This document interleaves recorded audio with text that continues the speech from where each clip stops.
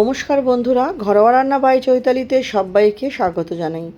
আজকে আমি পটলের একটা দুর্দান্ত স্বাদের রেসিপি নিয়ে চলে এসেছি, যেটা ভাত, রুটি, পরোটা সব কিছুর সাথে অসাধারণ লাগে এবং সম্পূর্ণ নিরামিষ। রেসিপিটা করার জন্য আমি এখানে দেখুন 500 মতো পটল নিয়েছি। পটলগুলো আমি খুব ভালো মতো আগে ধুয়ে নিয়েছি। তারপর পটলের গায়ে রোয়াগুলো আমি ছাড়িয়ে নেবো। যেভাবে আমরা পটল ভাজার জন্য পটল কাটি লম্বা লম্বা করে, সেরকমভাবেই এটা আমি পিস করব। তাই সবার আগে প্রত্যেকটা পটলের রোয়া ছাড়িয়ে মাথার পোর্শনটা, নিচের পোর্শনে যে অংশগুলো থাকে সেগুলো একটু কেটে বাদ দিয়ে দিলাম। প্রত্যেকটা পটলেরই আমি রোয়া এভাবে ছাড়িয়ে নেব। পটলের আরও অনেক রকম রেসিপি আছে আমার চ্যানেলে, যদি চান অবশ্যই ভিজিট করতে পারেন। দেখুন পটলগুলো আমি এবার দুভাগ করে নিচ্ছি। ঠিক এরকমভাবেই প্রত্যেকটা পটল কাটবো। আর যেসব পটলগুলো একটু হলুদ হয়ে যাচ্ছে বা ভেতরে একটু পেকে যাচ্ছে, তাতে অসুবিধা হবে না, আপনারা সেইগুলোও দিতে পারেন, তবে মাত্রা যেন একটু কম থাকে। পটলগুলো আমি কাটার পরও ভালো মতো ধুয়ে এর মধ্যে হলুদ আর নুন মাখিয়ে, খুব ভালো মতো হলুদ নুন মাখিয়ে কিছুক্ষণ এই মিনিট 5-6 মতো রেখে দেবো। বেশিক্ষণ রাখার প্রয়োজন নেই, মিনিট 5-6 রাখলেই যথেষ্ট। আর অন্যদিকে আমি একটা মশলা করব। তার জন্য আমার রাখছে হচ্ছে তিল। এটা আমি তিল পটল বানাবো, তাই এখানে আমার তিলের পরিমাণটাই বেশি হবে। 4 চামচ মতো তিল দিয়েছি এর মধ্যে আমি। তিল খাওয়াটাও ভীষণ ভালো, আর তিলটা বেশ ভালো লাগে খেতে। দিয়ে দিলাম 5টা মতো কাজু বাদাম। মশলা বলতে এই, আর দেবো লঙ্কা। প্রথমে শুকনো উপকরণগুলো একটু গুঁড়িয়ে নেব। আর এদিকে আমি কড়াই গরম বসিয়েছিলাম, তার মধ্যে দিয়ে দিলাম সাদা তেল। রান্নাটা আমি সাদা তেলে করব, যদি আপনারা চান সর্ষে তেলে করতেই পারেন। সাদা তেল দিয়ে তেলটা যখন গরম হবে আমি পটলগুলো দিয়ে দেবো। দিয়ে পটলগুলো এপিট ওপিট করে বেশ ভালো মতো ভাজা ভাজা করে নেব। যত ভালো করে পটল ভাজা হবে তত ভালো কিন্তু টেস্টটা আসে। তাই পটলগুলো একটু ভালো মতো আমি ভাজা ভাজা করে নেব। পটলের যে পোর্শনটা কাটা হয়েছে সেটা একটু উল্টে দেওয়ার চেষ্টা করছিলাম, যাতে ওই পোর্শনটা আগে একটু ভাজা হয়ে যায়, বা না উল্টালেও হয় বা উল্টে দিলেও হয়, অসুবিধা হয় না। এভাবে প্রত্যেকটা পটল আমি একটু ঢাকা দিয়ে দেবো, যাতে পটলগুলো নরমও হয়ে যায় আর যাতে সুন্দরভাবে ভাজা হয়ে যায়, তার জন্য। আমার রেসিপি আপনারা কে কোথা থেকে দেখছেন অবশ্যই কিন্তু জানাবেন বন্ধুরা। আপনাদের সুন্দর সুন্দর কমেন্টগুলো পড়তে ভীষণ ভালো লাগে, খুব উৎসাহিত হই। এবং চ্যানেলে নতুন বন্ধু হয়ে থাকলে চ্যানেলটি সাবস্ক্রাইব করে পাশে থাকা অনুরোধ রইল। পাশে থাকা বেল আইকনটি প্রেস করে অল নোটিফিকেশানটা অন করে দেবেন নতুন নতুন রেসিপির আপডেট পেতে। এবং পুরাতন বন্ধুদের অনেক ধন্যবাদ এভাবে পাশে থাকার জন্য, সাপোর্ট করার জন্য। এবং রেসিপিটি ভালো লাগলে অবশ্যই পরিবার বন্ধুবান্ধবের সাথে শেয়ার করে দেবেন। যারা এখনও চ্যানেল ভিডিওটা দেখছেন কিন্তু একটা লাইক করতে ভুলে গেছেন, অবশ্যই যে লাইক করে ভিডিওটি কন্টিনিউ করবেন।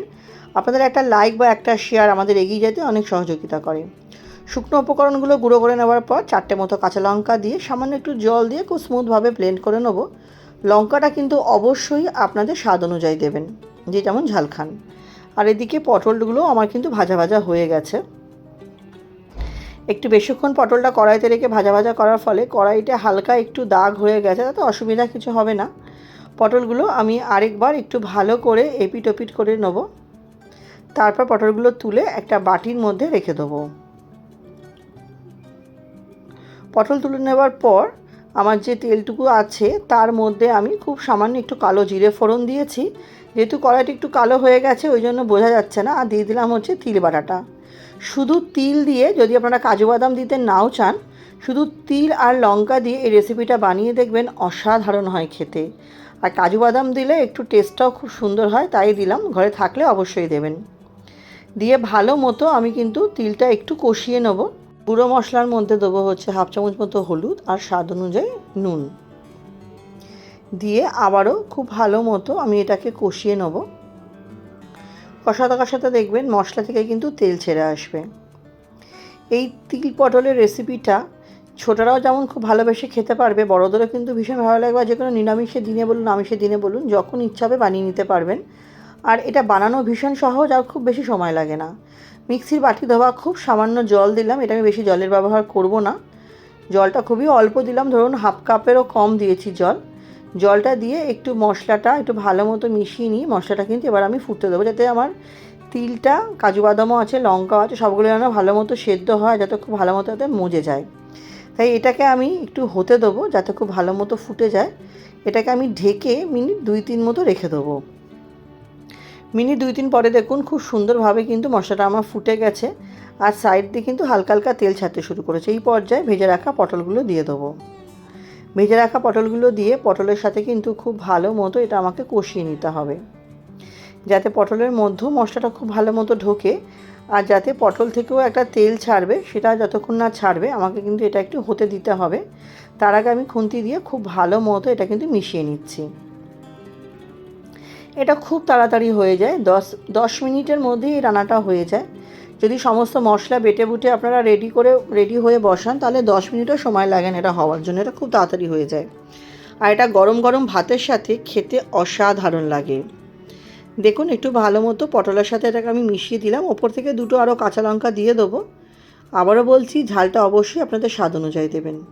কাঁচা লঙ্কাটা দিয়ে দেখুন বেশ কিছুক্ষণ এটাকে আমি ফুটতে দিয়েছিলাম, দেওয়াতে কিন্তু তিলটা অনেকটা কিন্তু টেনে গেছে। এটা আরটু কিছুক্ষণ আমি নাড়াচাড়া করে নেব। এটা আমি কিছুক্ষণ হতে দিচ্ছি।